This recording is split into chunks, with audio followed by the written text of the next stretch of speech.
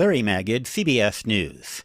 Every few years, Pew Research Center does a survey on teens' use of social media, and they always come out with some pretty interesting findings. One of the findings this year shows a change in the social media landscape.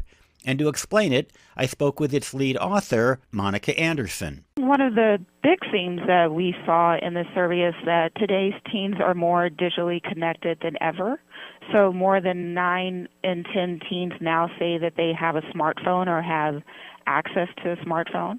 And at the same time, many teens say that they are online almost constantly.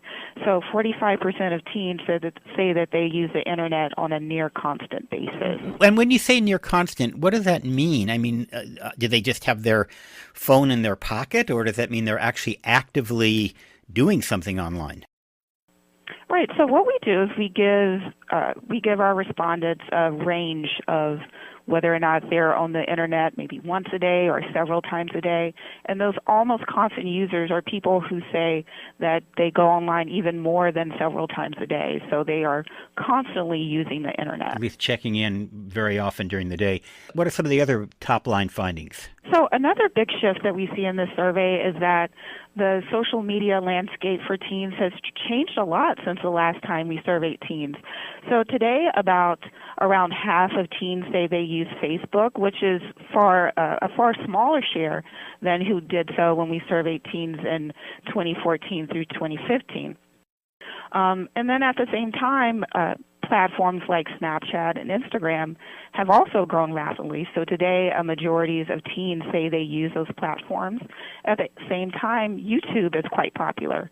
85% of teens say that they use that site. And I was interested to see that 35% say that they use Snapchat the most, right? That's the most popular among that group? Right, that's true. Out of those platforms that we measured, Snapchat and YouTube were the most cited ones that teens said that they use the most often.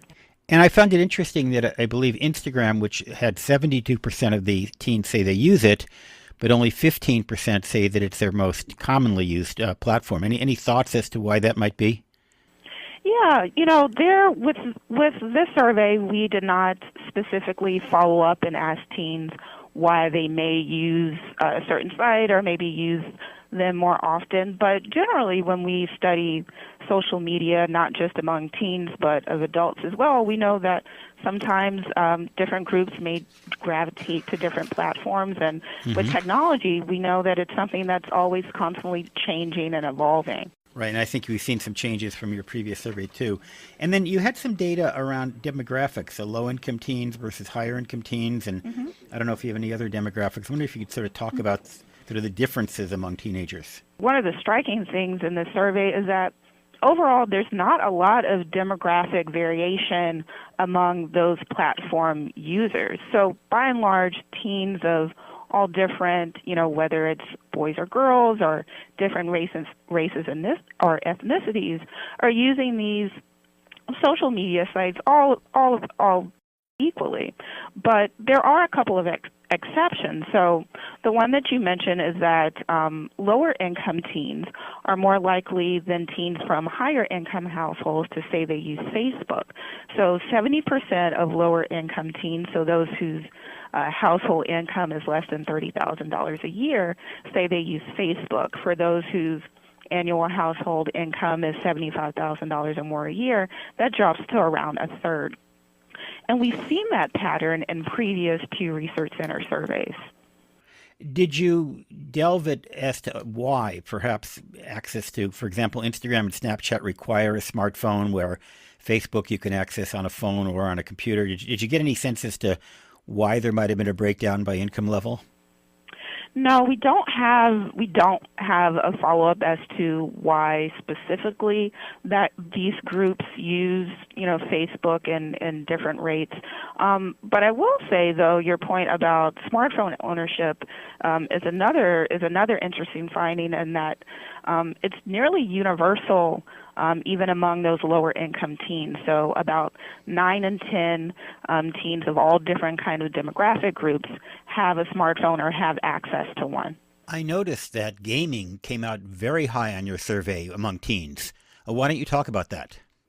Yeah, sure. So 84% of teens say they have or have access to a game console at home, and 9 in 10 report that they play video games of any kind. So that's whether they're playing on their computer, a game console, or via their smartphone.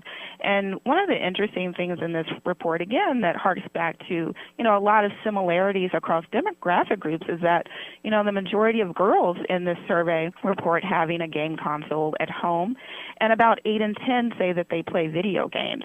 And those are, clear majorities.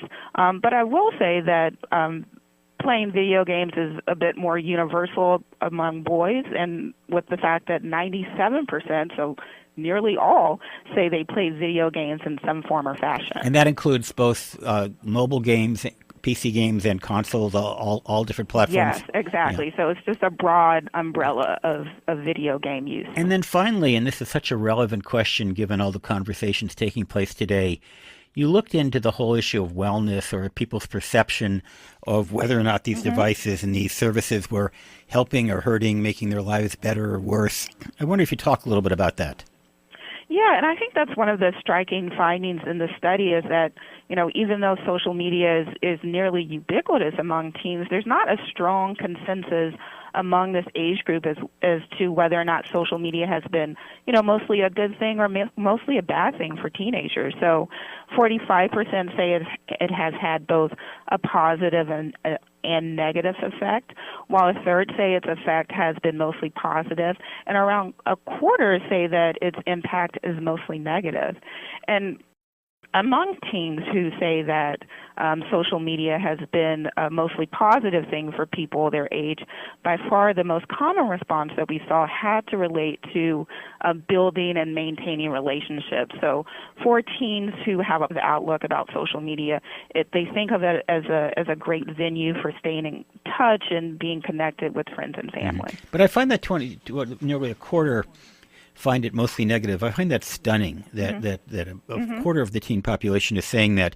Any insight as to what it is that they're finding negative and, why that may be the case? Yeah, so among the roughly a quarter of teens who said that social media's impact was mostly negative, we saw a wide range of responses, but the most common response we heard was related to cyberbullying as well as just general rumor spreading and people just being mean-spirited online. We also saw a number of teens who pointed out that they felt that social media hurt relationships, that people were spending too much time on platforms and not enough time in person. Did you get into any of the broader issues like fake news, privacy, security, some of the things that adults talk a lot about these days? Not in this particular survey, so this is just kind of a wide-ranging landscape of kind of tech adoption and, teens' general attitudes about social media. And, of course, your study is purely United States. It's not a global study. Is that correct? Yes, that's correct. Well, that wraps it up. Monica Anderson from Pew Research, thank you very much. Thank you.